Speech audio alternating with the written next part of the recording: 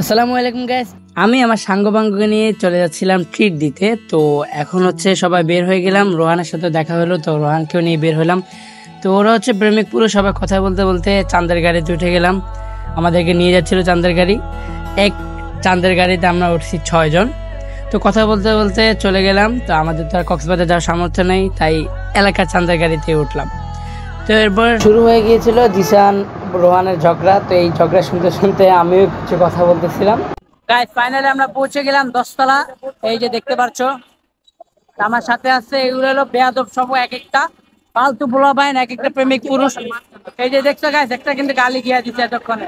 তো যাই হোক, এখন স্ট্রিট ফুড খাই আমরা।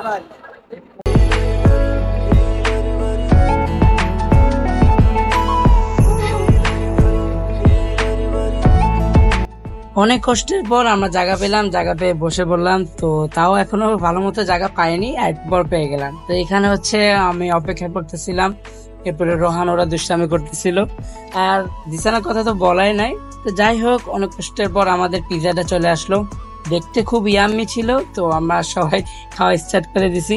আর খাওয়া দাওয়া দেখলে গাইস, আমার সাঙ্গপাঙ্গদের একটু মাথা ঠিক থাকে না। যেটাই হোক, দিশান তো খাওয়া শুরু করে দিচ্ছে, আর আমিও খাওয়া শুরু করছি, তার জন্য আর ভিডিও করতে পারি নাই। তো এখন হচ্ছে আমিও খেলাম, বাট দেখি যে আমার অবস্থা খুব খারাপ ছিল। ফাইনালি গাইস, খাওয়া দাওয়া শেষ, এখন যাচ্ছি মোজো খাইতে। তো চলো। অনেক দোকানে মোজো খোঁজার পর পাই নাই, তো একটা দোকানে পাইলাম আরসি, তো ওইটাই নিয়ে নিলাম। আর জিসান যে অকাম করতেছিল, আর কিছু বলার নাই, ওর সামনে ক্যামেরা আসলেই শুধুমাত্র কিস দিতেছিল। আর আমার ক্যামেরাম্যানও কি বলবো, যা শুধু জুম করতেছে, জুম আউট করতেছে। তো যাই হোক, এই যে দেখতে পাচ্ছ তোমরা সব, তো আমি বসে বসে খাইলাম, কেউ বসে খায় নাই। তো এর মাঝে আমার সাথে আবার দুষ্টামি হয়ে গেল, সব বেয়াদব এক একটা। আর গাইস, আমরা যখন কোনো কিছু খাই এরকম একটা ঝগড়া দিতে হবেই। তো যাই হোক, সব দুষ্টামির পর আমরা বের হয়ে গেলাম। ফাইনালি গাইস, ওদেরকে ট্রিট দেওয়া শেষ, ওরা এখন সুন্দর মতো বাসায় যাবে। এরপরে হচ্ছে বেটা নিজের টাকা খাইছি। এই ভাই, পিজের টাকাটা কে দিছে? আমি দিছি। তুমি দিছো? মিথ্যুক গাইস, আমি সবগুলো খাওয়াইছি।